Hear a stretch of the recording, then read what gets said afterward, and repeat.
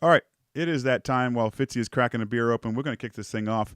It is just after 9 o'clock, and it is, well, like I said, it's that time. Hello and welcome to U.S. Rugby Happy Hour Live. Thank you so much for tuning in.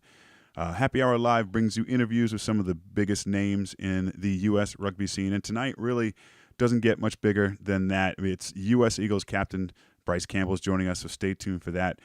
If you're not already following us, please do so at Eagles Overseas and Rugby Morning to get updates on future shows and news about USA Rugby, Major League Rugby, and more. Also, if you are listening in live on Facebook or YouTube, you can leave comments or questions in those chats, or join us over here on Twitter Spaces on the mobile app, and you can even ask your own question of our guests live. I'm Bill Baker of Eagles Overseas, and with me is Rugby Morning's John Fitzpatrick. Hey, Fitzy. Hey, Bill, what's going on? You ready to do this thing? Nah.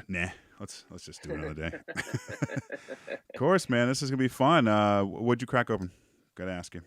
It's so funny. I joke around with my wife. We had a big St. Patrick's Day party every year. It's kind of a tradition, and I'm just about done. I'm down to about 5 or 6 Guinnesses from 2 months ago. So I'm drinking a Guinness Extra Stout. Nice. That's not bad. Those are lower in calorie. They're good for you, or something like that. Exactly. That's what I said. That's what I told my doctor. Nice. So you were just on you were finishing up a call for a youth rugby program. Are you coaching? Yes, I've been volunteering coaching the Washington D.C. Youth Rugby Program for the last 3 summers. My oldest son, who's 7, and my daughter, who's Nice. 5, playing it. So it's a little bit of organized chaos, like herding cats for kids who are 6 or 7 and under, but it's a lot of fun. Yeah, I know. And when I was coaching kids at that young, it was pretty much okay. Stop twisting your hair. Stop doing backflips or whatever else. Not everyone needs to run towards the ball. And now it's these college and high school age girls I'm coaching or women. And it's just, oh my God, I'm telling you, when you get to that level, it's so much easier, I think personally. Hey, all right, before we get on to our guest here, though, we got to talk about one thing. New England, D.C. last weekend, I had to watch it the next morning, but Yeah. I could kind of tell the way the match was going because you weren't texting me. Yeah, I had a rough, that day was interesting. My son's baseball game we helped coach got rescheduled. It was supposed to be on Saturday, got rained out, got pushed to Sunday. So I finished that game up, had to watch the first 40 minutes on the phone as I walked our youngest to get him to fall asleep in the stroller. Nice. And then I sat down at a park bench, but then got yelled at by people because apparently you're not allowed to curse at that park. Oh. So I was like, you know what, I'm going home. At that park. It's a different park for that. Yeah, it's a bougie park there in D.C. They basically kicked me out. So Yeah. Deservedly so.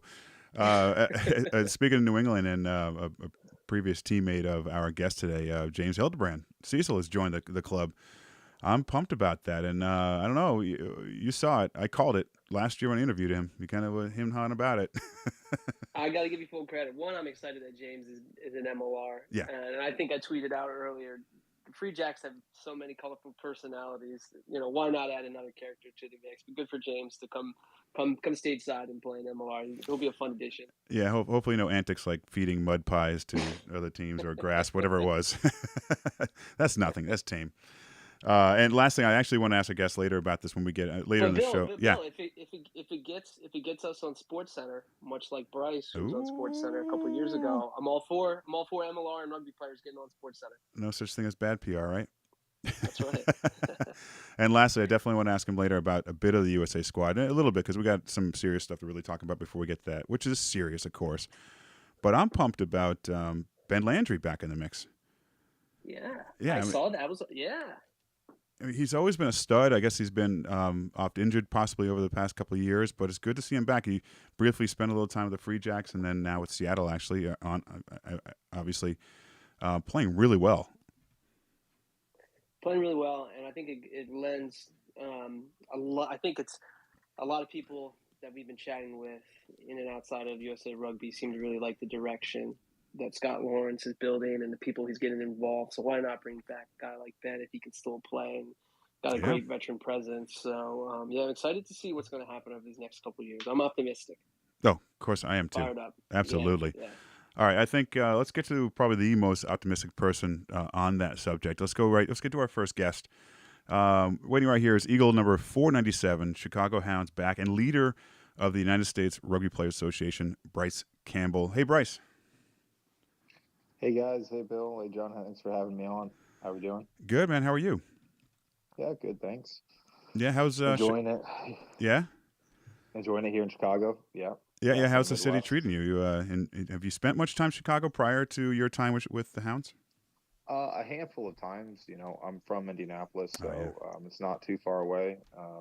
And then my wife, her brother lives here in Chicago, in Lincoln Oh, Park, nice. along with his wife. So been a handful of times. Love the city. It's incredible, actually. Great sports town. Great now that the weather is turning a bit, and Yeah. yeah, you can't beat summer in Chicago. So Yeah, no kidding. Well, good thing you're not playing matches in the beginning of August though, because a little, a little hot.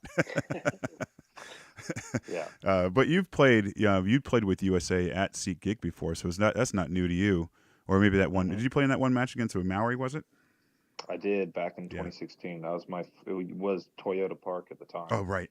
and then the name changed to the stadium. But yeah, that was my first game in an Eagles jersey I back was then. damn. I was there. I wasn't the most enjoyable match for you guys, but hmm it's still always a tough matchup against Maori. So, but that now is your home as in SeatGeek. So let's just briefly talk about Chicago Hounds. Um, you know, not the season you guys are hoping for, a brand new team, but the team's been competitive in just about every match. Unlucky in a few, including last weekend's match against New York. So, going into the season, what was the initial goal? Was it to be competitive every match, or was it much more than that? The goal at the start of the season was much more. It was to Yeah. win the Shield and Mm-hmm. bring that to Chicago. Um, we we were confident that we could go out and we could do that, and sometimes things just don't go to plan. As the season's gone on, it's been more about focusing week to week. What can we get better at? What are our areas of weakness? Um, how can we just come back better the next week? And we definitely did that leading into last weekend against New York. Fortunately, just missed it at the end, but I'm confident this group moving forward is going to do some really great things. It's just it's sometimes we have tough years, and this competition is no joke. All the teams have gotten Yeah. better, and coming in on late notice proved to be more of a struggle than we thought it would be. But that's sport, and we're here to compete. So Yeah, I think it's caught a few people by surprise. I think I was one of them. Where you look at the amount of the talent, like yourself and Luke and everybody. Billy Meeks is back and that kind of thing. And these are my words, not anyone else's. But it seems to be underperforming with that roster. And I don't mean that in a bad way. I mean, I just it's such a great with such a great staff and roster. It still must be kind of I don't know hard for you to handle, hard for the team really to take it. yeah, it sure is. But all you can Yeah. do is go out and give your best, and I think our group is doing that. So that's what we got to focus on. All right. So listen, let's get into it. Let's get into USRPA. We had Michael Young on, the executive director of USRPA, on the show and last November, right around the time of the MLR dispersal draft. So let's talk about that. What can you tell us about your work with USRPA, and what made you get involved? Mhm. Well, I got involved back when Blaine Scully started the whole thing several years ago. Um, it was a great start and getting voluntarily recognized by USA Rugby, and we've been collaborating with the union for um, a handful of years now. So we've got a really strong relationship with USA Rugby, and then for the past three three years or so, we've gone to all the players of MLR, gotten the vast majority of their support to unionize, and we've asked the league for voluntary recognition, and it's been shot down a couple times. So Hmm. it's gotten to a point where we want to work with the league. All the players are on board. We want to grow this league.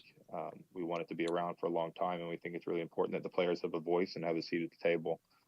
So bringing it out into the public sphere is what we had to do, and here we are. We've got a group of really engaged players that just want better working conditions, and they want this league to succeed. And the only way that they can really have a say in that is to um, be recognized as a union. Hmm. Yeah, Bryce, talking a little bit about the MLR players. let's call it unionization efforts, has it been pretty broad support across the league? Have most players said, yeah, this is important, this is something that I want to stand up for? Definitely. Every team, um, all the guys are just asking how do they get involved? What do they have to do to help this cause? Um, yeah, we've got, you know, yeah, the vast majority of players, well over 75% of the players on board. And, there is a bit of an education piece, you know, explaining to them how unions work in the sports world and, how important this is in order to improve working conditions um, and just for safety, security, and strength of the league. Yeah. I want to talk a little bit about the Rugby Union Now campaign that came out last week. Got a lot of support across social. Tell us a little bit more about the campaign and I guess maybe kind of like why it was created and what you hope to accomplish out of it. Mm-hmm. So it was just created to, show the public and the league that we have an engaged group of players. One, two, that there's a lot of people that care about this league that don't know what's going on, in other leagues and across, the world in rugby and non-rugby sports, all sports across the U.S. And there's a real solidarity among playing groups, regardless of what sports you play. And this is just to showcase how, um, there's things that have happened that as players aren't great, but we see a future in this league and we want to work with the league. And we hope that others support us in that effort. Yeah. And for those who don't know, and you may have mentioned that USRPA represents both the men and women's and 15s and 7s, the national programs. But what, what I really noticed about the campaign, the Rugby Union Now campaign, is that it calls for an MLR, I guess voluntary recognition from the MLR as the players' collective bargaining representative. What does voluntary recognition, what does that mean? It means that the league recognizes our union, USRPA, as a union and as the collective bargaining agent for the players. I know I answered it by saying kind of what it is, but it just legitimizes the relationship and creates a relationship that forces us in the league to bargain in good faith and work towards a collective bargaining agreement, just like all the other professional sports here in this country. Yeah, and then I got to imagine. Sorry, Bill, real quickly. I got to imagine then, the idea is right for the unionization efforts to go forward, for the MLR to recognize USRPA as the MLR players' collective bargaining representative, which I'd imagine there's probably a roadmap down the line of setting up a kind of the for-profit business of the group licensing, right? So we can actually start to see like player posters and jerseys and bobbleheads and all the things that fans expect and see when they look at other player associations, they look at other leagues, all that kind of incremental revenue that can be fueled or funneled together to the players to support their interests off the field so that they can really truly make a career right out of playing rugby in the U.S. That's exactly right. Fitz. I know a little bit. I used to work at the NFLPA, and I did some stuff with the USRPA and the group licensing at the 2019 World Cup. So this is kind of my passion myself. So yeah. Thank you. Wait, then why did I write all the notes down? So Bryce, let's great notes, Bill. I gotta say, your notes have been fantastic. You're really bringing it. No. Shh, we don't take notes. This is all off the. So Bryce, let's again. There were on the website and the press release, whatever that came out. There were three main pillars of safety, security, and strength, and I want to go through each three one at a time with you, so you can just explain a little more for us. And we'll start with safety. What would the formation of the union do for safety of the game and players, and also, like now, if a player gets injured, possibly even season ending, I mean, are they not getting the treatment covered through the teams, or are we talking about extra on top of that? So it's a little bit hairy. So the league uses workers' compensation to deal with all of those injuries, and some people think that workers' comp is healthcare, where it's definitely not. It addresses injuries that happen on the field, but there's a lot of, wiggle room where it makes it tough for players to get the care that they need. And a lot of times players can't afford or don't know the way around getting adequate health care. And then it just creates tough situations where, players are on the end for pretty heavy hospital bills, and especially for international players that don't really understand the way health insurance works here. They get caught in the middle of it and don't really understand what's going on. Right. But yeah, so the healthcare is probably the biggest piece of the safety, but also the field conditions. We want standardized fields to play on across the league. Some venues are a lot better than others, but we all think that there should be a minimum standard in that area, not just for games, but for practice as well, because we spend, a couple hours a week playing games, but people forget that we spend probably 10, 15, 20 hours a week on the field actually practicing and running and hitting and doing everything that you would see on the field in the game. So, Bryce, are you saying, I don't know the Legion are now at Snapdragon Stadium, but the idea of playing atop a parking garage, that should not happen ever again, right? You're right there. And that, a lot of teams are doing a great job in this area, but it should be something that's standardized across the whole league. All right, let's talk security. You quote, well, not you quoted, but the campaign's quoted as players deserve the ability to negotiate fair terms through the collective bargaining process. So let's talk about security. Why? What does it look like, and also what do fair terms look like? So I don't want to get into the nitty gritty of the way the contracts are structured, but with the wages that we know that players are earning in this league, to be able to just cut someone or move someone across the country that's probably got another job where they're playing, they've got a family, for the wages that we're talking about, it's a tough ask to work under those conditions, and we believe there should be a free agency ability for players to negotiate with teams as they please when their contract has come to an end, but that's not the way that the league is structured at the moment. Essentially, the team who currently holds your contract holds that power over your rights well past the date that your contract is done.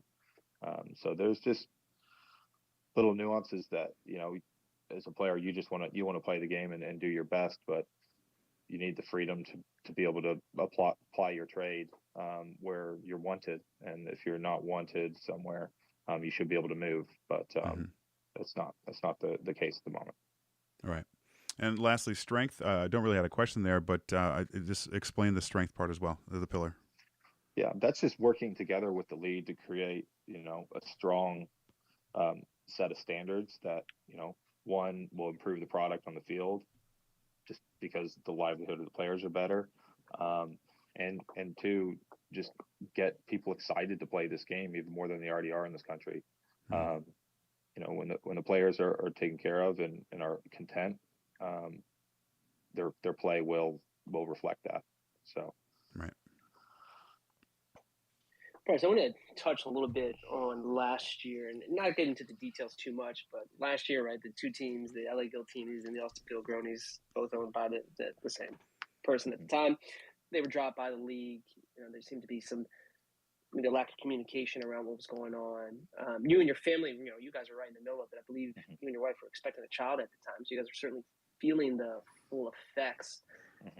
It seemed like the public perception, because a lot of players were vocal about it on social, that players and kind of families were left without maybe some housing or medical care. In an ideal world, with MLR recognizing the union, the players' union, what would you have liked the league to have done then, or what could they have done differently, or what do you hope unionization efforts will help do to prevent something like that moving forward? Yeah, and it was a pretty hairy situation, but the worst part of it was just the lack of communication. Us, at least in Austin, we didn't know what was going on for months. We didn't know if there was going to be a team again in Austin. We didn't know if there was going to be a new team in Austin. We didn't know if we were going to get shipped off to other teams. we couldn't negotiate with other teams. So we were kind of stuck and just at the whims of whatever the league decided.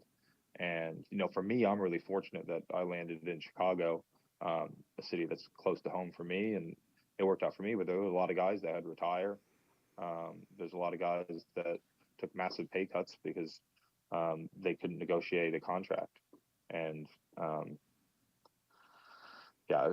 it was mostly the lack of communication and leaving it to the end and leaving the players without any power over where they go and where they go to do their work. So I guess the league, it was a situation that hasn't happened before, but just communicating with the players and hopefully if the league will recognize us, will work to put safeguards in place to where that process can't happen again the way it did.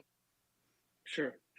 So just to play devil's advocate here, what would you say to some folks who may say, hey, look, MLR is still so early in its growth and that it has bigger problems to deal with right now than worrying about players wanting to come together and get a union? What would you say to that?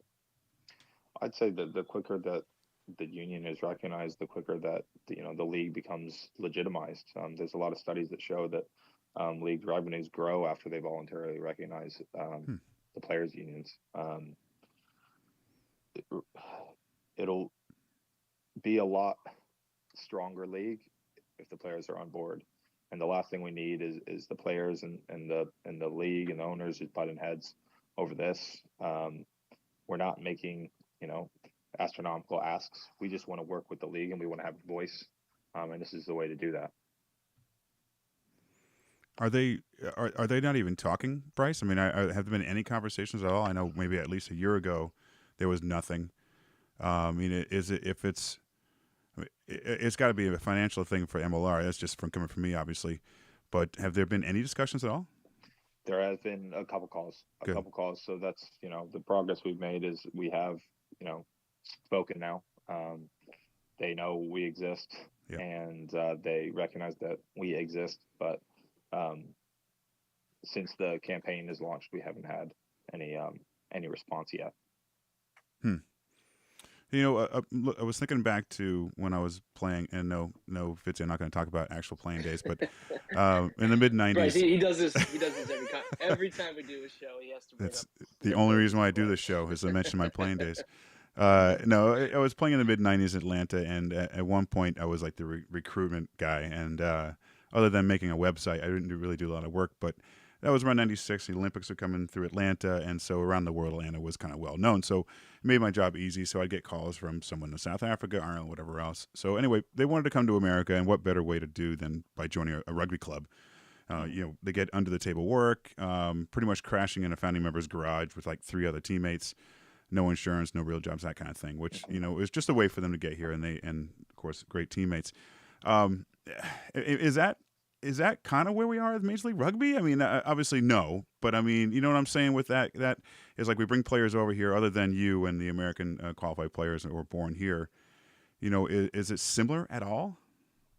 I'm not sure. Yeah. Every club's different. Yeah. I wouldn't say that it's like that where I've been, but I wouldn't go that far. No. Okay, good. Or at least I hope not. No. Some of the other clubs. Bryce, are you if you look back, and I'm sure you and the folks at the USRP have looked at this, but historically in other leagues and other unions, players that have kind of like stepped forward and fought for labor issues for themselves have taken a stand, and owners and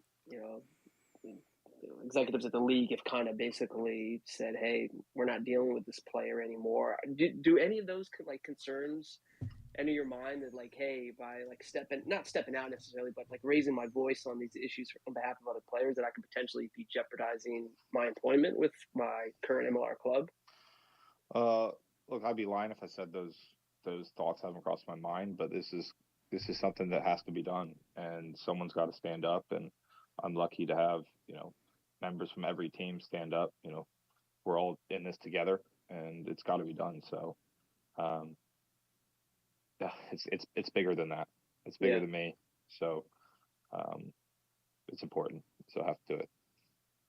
Got it. I'm quoting here, and this will lead into a question. But we are the recognized collective bargaining representative for the players on the United States national team. I believe that's part of the mission statement for USRPA. But the players union, would this union cover every professional player, or is it just those in the U.S. player pool? So, for example, like a guy like Billy Meeks, right? He's Australian. Would he be part of the players union, no matter if he's U.S.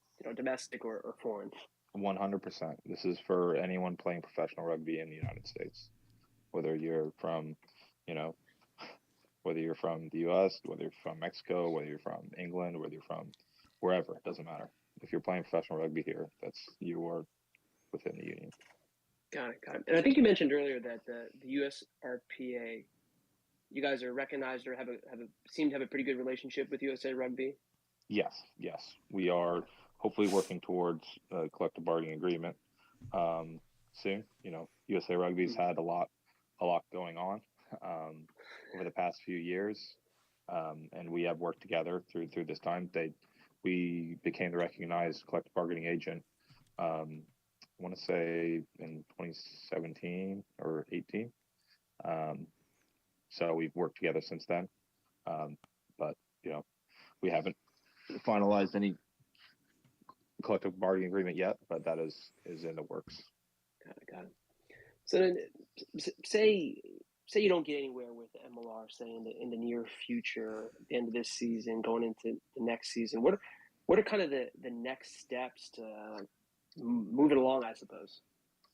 Well, the next step is we go to the National Labor Board and we run an election, and then we get 50 plus 1% of the players, and then it's done. So it's a lot easier route for the league and for us if we go through voluntary recognition. But we're prepared to run an election if we need to. So that's kind of where we're at. And overall, Bryce, how can fans get involved and support the cause? Yeah, they can go to rugbyunionnow.com. Sign up. We'll be sending out newsletters. You can donate to the cause as well. And then just share our stuff and player stories and what's going on social media. That's it really. Nice. I was looking at the USRPA's group licensing program earlier today. Actually, Fitz, is probably a good question for you. But for Bryce first, how are sales on Amazon going for the Bryce Campbell USA shirt? They're trickling along, slow and steady. Hey, all right. Slow and steady. Wins the game, man. Yeah. Yeah, it's all right. I no offense, Bryce. I bought a Perry Baker shirt just because it matches my last name. That's all right, man. He's an awesome person, an awesome player. I will not judge you for that. Thank you. Bill, can I tell a quick story that's related to the USRPA group licensing program? Yeah, 2019 Rugby World Cup. If you may remember, Tom Brady sent out a message in support of South Africa. He was like, "Good luck, Springboks," and everyone was like, "Tom, like, what are you doing?" Typical Tom Brady stuff. Yeah, right. He probably just watched, Invictus or whatever. But So at the time, this is when the group licensing program was coming together, and Nate Ebner was on the Patriots at the time, and we called up his marketing rep, and we were like, "Hey, would Nate, would he support the program? And oh, by the way, can you let Nate know that, like, hey, straighten Tom out, right? Because he's got to support the USA." Typically, to get Tom Brady to appear in any type of video, it's going to cost you a lot of money. I won't give out the price, but it's pretty high. So Nate was like, "Yeah, of course, send me some shirts. I'll do it. Like, no problem, no big deal." Like, he was going to do a video. So we had no idea what he was about to do. And then, of course, lo and behold, he comes out a couple days later with him. He filmed the video. He's showing the shirts, back the boys, 2019 Rugby World Cup. And, of course, he pans over, and there's our boy Tom Brady saying, "LFG, let's freaking go." Men's Eagles. It was awesome. Yeah. I remember sitting in where were we? Kobe, I think, in Japan. Yeah. And we got shown this video. Yeah, I do remember that now. And to go full circle, when Blaine scored, I want to say, was that Uruguay? Is that Uruguay? No, I'm getting this mixed up. At the World Cup? Yeah, at the World Cup. Was it Argentina? the Grover one. Well, it was the one where he did like the Gronk smash or the Gronk Yeah. spike score. It was like, it's perfect. This is like a Patriots Rugby World Cup. It Yeah. tied everything neatly together so nicely. Yeah. Hey, I you know, think that was Argentina. yes. Speaking of Blaine, real quick, we got a couple more questions for you, Bryce. We'll let you go. We were discussing, not with you, but discussing earlier about your days with London Irish, whatever else, and one thing that came to mind was you were only there for a couple of years between the championship and premiership side of London Irish, but there hasn't been a lot of U.S.-born backline players over in Europe. You know, Threaten Palamo was in Pro 12, Blaine Pro 12 at the time, Chris Wiles premiership. Why not? I mean, we got some powerful centers over here. What's going on? Why don't we get more over there? That's a good question. I mean, part of it is, now the MLR's here. Yeah. And, it's a great competition. But that's a good question. I'm not sure. We've got loads of talent. I guess there's just more options for playing here now. And yeah. I mean, is and that? I guess as a USA team, we probably haven't performed, great over the past couple of years. And when the national team plays well, more people get eyeballs on them. Before I was lucky enough to go over to London Irish, I think it was our year we had only lost to Ireland. I think we won like 10 games. So everyone looks better when your team's winning. Yeah, no doubt. I mean, is that this? So you mentioned, is that the state that Major League Rugby right now? Is that? I mean, you know the differences between training with the European side and an MLR side. I guess being home, staying home in your homeland as a player sounds good. Although some people still want to travel and experience, which is great also. But is there a big difference in the training environments between the two? Yeah, I would say so. Just more in terms of the amount of staff that a team, like at least when I was at London Irish, the amount of coaches you had, the amount of trainers you had, and just the average quality and skill set of the players. We've got all the physicality and athleticism in the world over here. Like, there's no doubt about that. But on just a general knowledge of the game and skill set across the board, is just on a different level. We'll get there, but it's just not there yet. So, right. But we'll get there. Yep. So, Bryce, I want to talk a little bit about men's Eagles real quickly. A couple questions. So, you became Eagle 497 when you made your debut for the U.S. in November 2016 against Romania. What is your favorite memory from running out there in that first match, putting on an Eagles jersey? Man, I guess I just remember just trying to run as hard as I freaking can. I'd gone from, I was playing at Indiana University, played for the USA Selects, and then got called up for the Eagles, played the week before against the Maori. But for the first, real test, it was just like an out of body experience. I was playing alongside Threaten in that game, which is incredible. But it was a pretty packed stadium. I just remember, just catching the ball and running as hard as I could into whatever. That's it, really. So, Bryce, you'll be in your mid-30s or so when the U.S. hosts the Rugby World Cup in 2031. I know that's down the line a little bit, but for you, is the goal to be able to put on a men's Eagles jersey for that 2031 Rugby World Cup? I'd love to be able to do that. Yeah, I mean, that is a goal of mine. A lot of things got to go right, but that's what I'm going to try my best to do, is to stick around as long as I can. And if that's the final one, then that'd be awesome. Be really, really awesome. But there's a lot of good American talent coming through, and it's definitely not going to be easy. So I'm just looking forward to getting back to work and putting my hand up to get selected. And I think, with Scott coming on, a lot of good things are going to happen here soon. And it's going to be really cool to see us build as a country.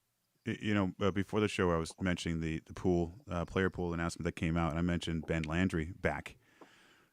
It's great to see a lot of veterans on this list, especially like Ben. He's playing so well, healthy, having a great year with Seattle, and some new guys in there too. I mean, I'm sure you've seen the list, obviously, but you've got to be excited about this list. Yeah, and I love Ben. Ben and I were really close. Played back in Glendale together back in the day. Our wives are really close. Our babies are very close in age. So it's going to be great to have Ben back in the Eagles jersey, hopefully. Right. So, all right. I'm sorry, I got distracted there for a quick second. All right, last two things for you. Did you ever think you'd make the SportsCenter top 10 highlights 2016? I mean, I'm sure you've heard this question a few times, but it's pretty cool. I don't know.